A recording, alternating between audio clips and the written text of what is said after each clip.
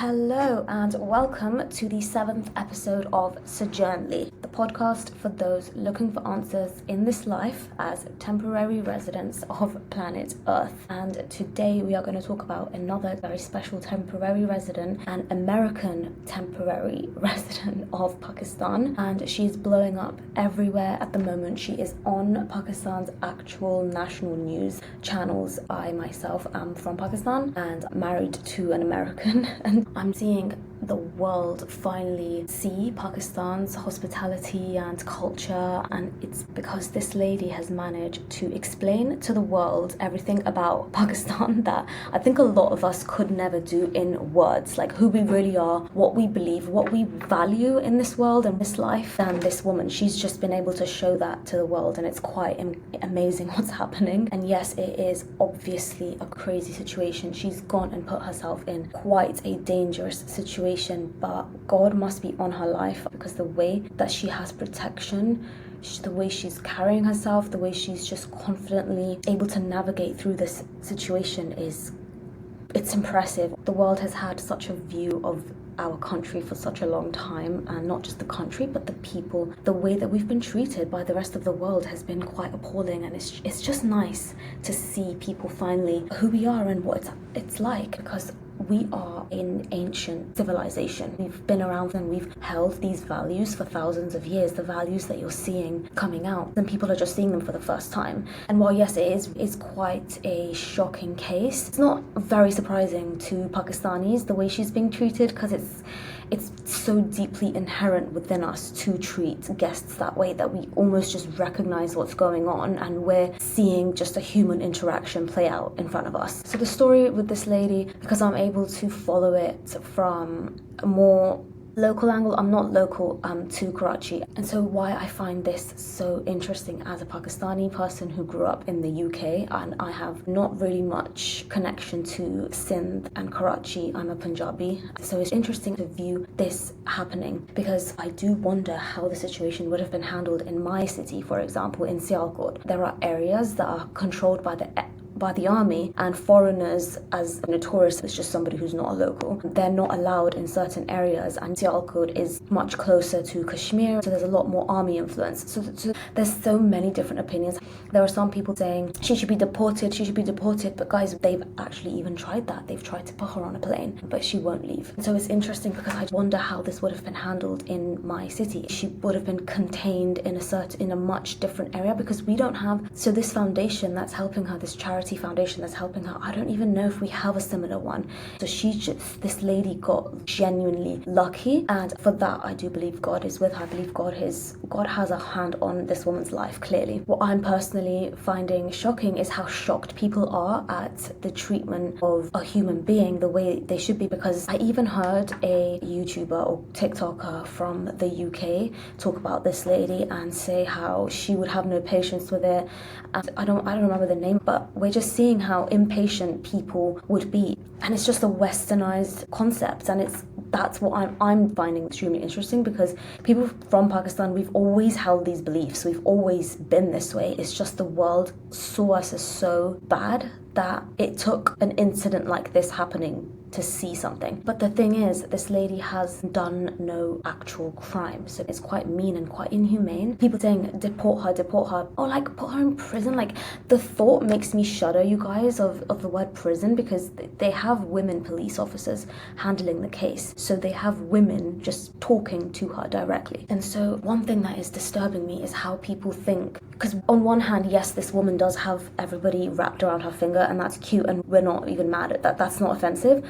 But to question the intelligence of the Pakistani people and think they're not smart enough to deal with this woman, just get her off. No, they have literally tried to put her on a plane. She caused a scene on the plane and the airport, and that's what's gone viral, actually. So what's happened, this lady has been in Pakistan since October. She has been in the local neighborhood since October, basically trying to have a relationship with this guy. And what I've come to find out just from following the TikToks of the local people that have been protecting her, it seems like there was a lot more interaction between her and the 18-year-old boy. And so she was basically surviving for 3 months in Pakistan. And it's only because her visa ran out, so they tried to get her to leave, but she wouldn't leave. And so she's been given a humanitarian visa. But the thing people need to understand is most people in Pakistan are tribal people from generations. And it's just in our belief system to take care of a sojourner. So it's almost crazy that God would have me call my channel that and then talk about this episode. Somebody who's traveling through your land, they're stopping by and they're going to be on their way. So that's kind of how they're treating her. Something like this has never happened in the world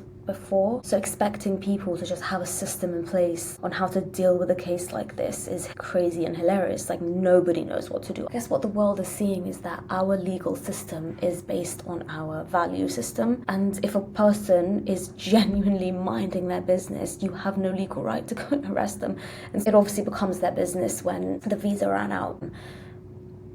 And what's funny, some of these people, for example, that foundation, the workers in that foundation are rural, tribal people, could be. So a lot of these people, sometimes they don't even speak Urdu, the national language of Pakistan. They have their own regional languages sometimes. Some of them don't even read or write often. But these foundations are helping those people, and they're giving people jobs, they're employing people who don't have any level of literacy, for example, and training them up. And so this woman, when she's speaking English, for them, it is quite honestly, they don't know what to do. They themselves are actually not even from Karachi, maybe.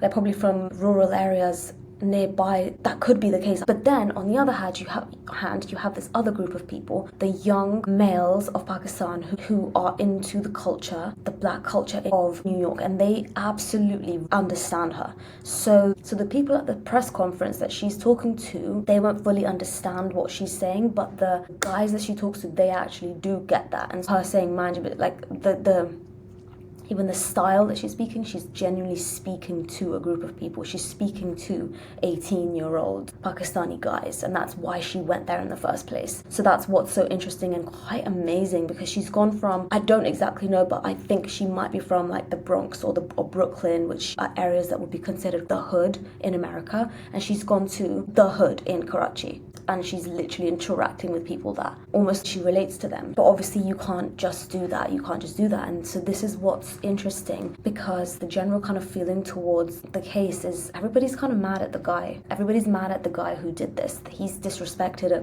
human being. He's disrespected somebody. He's done something and it's ended up on national news. And obviously if this was a migrant from any other country, they would be dealt with that way. But this is a US citizen, and that's why you're seeing the general feeling of the media. They're saying, we don't know how you would have treated a Pakistani person entering USA, but we know this lady is a resident from that country, and so we just have to treat her. And so they contacted, I think, the embassy or the consulate in America immediately when she wouldn't leave. They had obviously tried to contact some kind of authority, and they said to let her do whatever she wants, I guess, as a US citizen. And so what she did is immediately she booked a taxi and she went back to the apartment complex where her person lives. It is quite crazy to imagine what would happen to this person if she was doing this in a different part of the world, or even if she did this in America. Like, no one would ever know. She would just be treated as a crazy person and just left alone. But I do have a bone to pick with one specific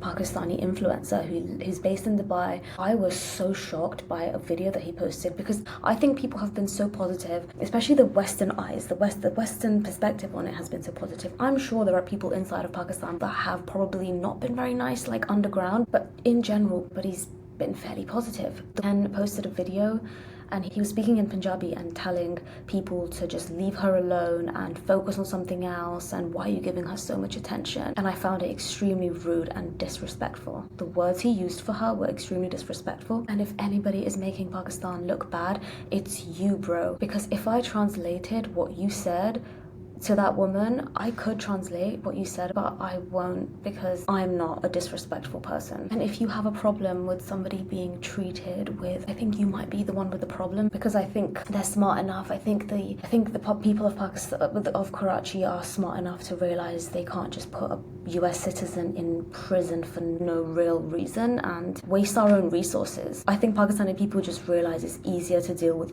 somebody by being nice to them than waste resources and putting them in prison for no reason. And they keep calling her harmless, literally. That's just how generally people are responding to her, because what is a group of men going to be afraid of? Are they just going to be afraid of a woman speaking a little bit too much? Like, that's basically what's going on. So to suggest they should be handling her with aggression and violence is crazy. And it's exactly what's wrong with Pakistan. People who think that way, people who think others are beneath them. He's exactly the kind of person who would probably be mean to Christians in Pakistan. So not a good look, bro. Crazy thing is, the way they've handled this woman has actually calmed her down.